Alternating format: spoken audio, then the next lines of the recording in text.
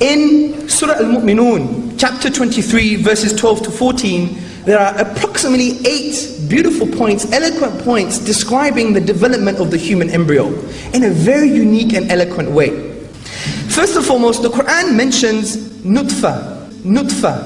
Now, according to classical dictionaries like Lisanul Arab, and academic dictionaries like Lane's Lexicon, this word can mean a singular entity which is part of a bigger group of its kind, a single sperm from a collection of millions of sperms, and it can also refer to one female egg from a group of many other eggs in the ovaries.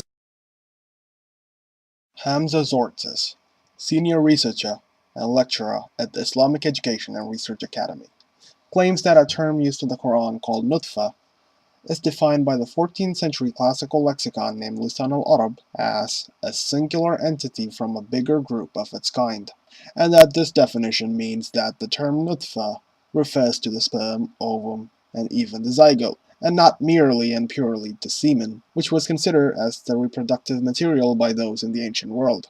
Hamza's goal is for us to be impressed by a 7th century book making a reference to sperm cells and ovum and even the zygote long before scientists discovered them. Of course, then some of us decided to check Lisan al-Arab, and we could not find any definition even remotely close to a singular entity from a bigger group of its kind.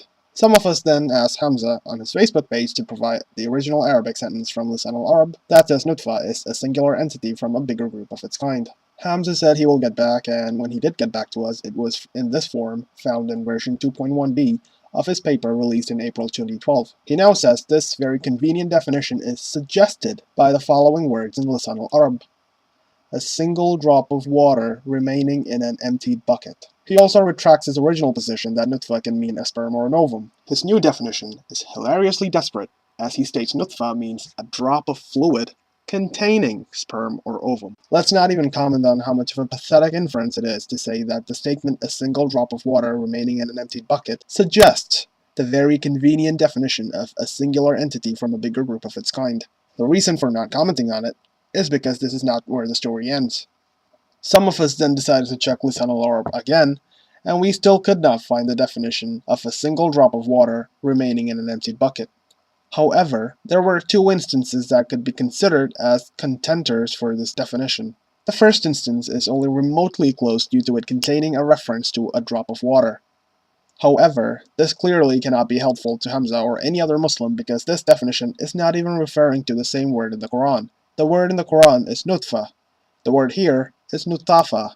Secondly, Lisan al-Arab is not even defining nutafa as a drop of water. Instead, nutafa is defined as a pearl of pure color, which the dictionary describes as being similar to a drop of water.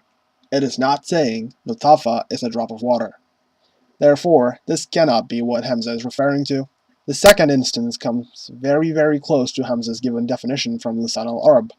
However, it is also vastly different from what Hamza would like it to be. Hamza states that Lisan al-Arab defined nutfa as a single drop of water remaining in an emptied bucket. What Lisan al-Arab actually says in the Arabic is the following: وَالنُّطْفَةُ الْمَاءُ الْقَلِيلُ يَبْقَى فِي الدَّلُو. Translation: the little water remaining in the bucket. The key words are al-ma' al-qalil. Al-ma' is the commonly used word for water. Al-qalil means little or small amount. It does not mean a single drop. The Arabic for a single drop would be al-qatra al-wahida. So let's paint the picture so far. Lisan al-Arab actually defines nutfa as the little water remaining in a bucket. Hamza mistranslates Lisan al-Arab and claimed that it defined nutfa as a single drop of water remaining in a bucket.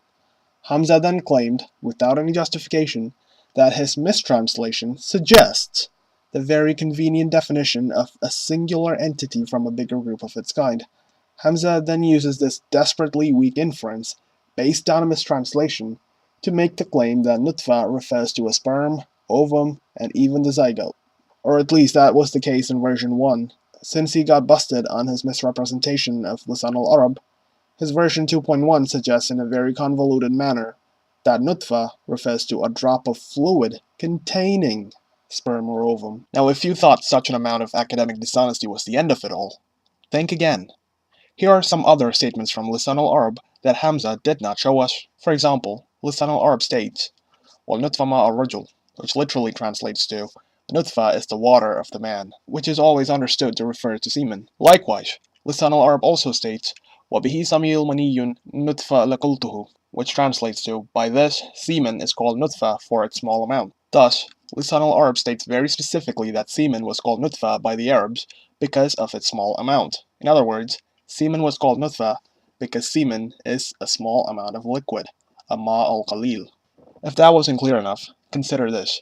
The very statement from Lisan al-Arab that Hamza mistranslated and subsequently made extremely weak inferences from in order to define nutfa, sperm, ovum, zygote, Higgs boson, whatever, was in reality and originally used by the ancient Arabs to define nutfa as nothing more than semen.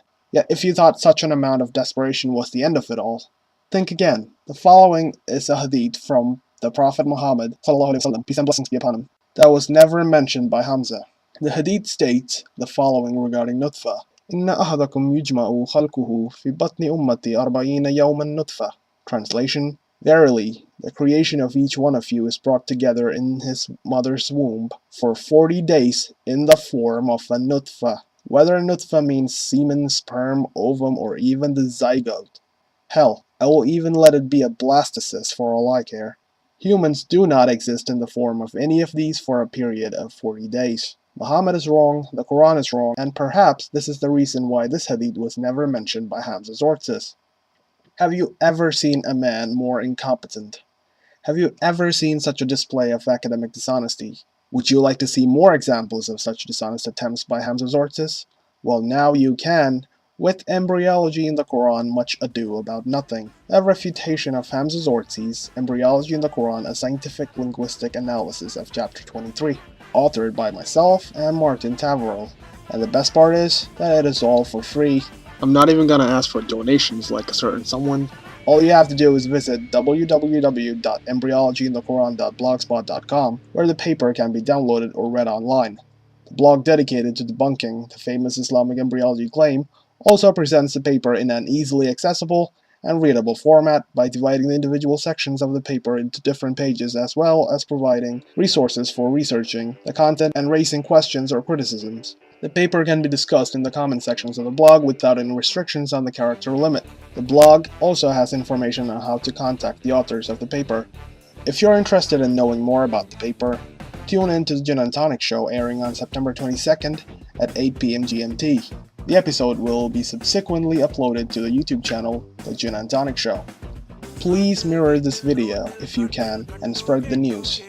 Thank you very much.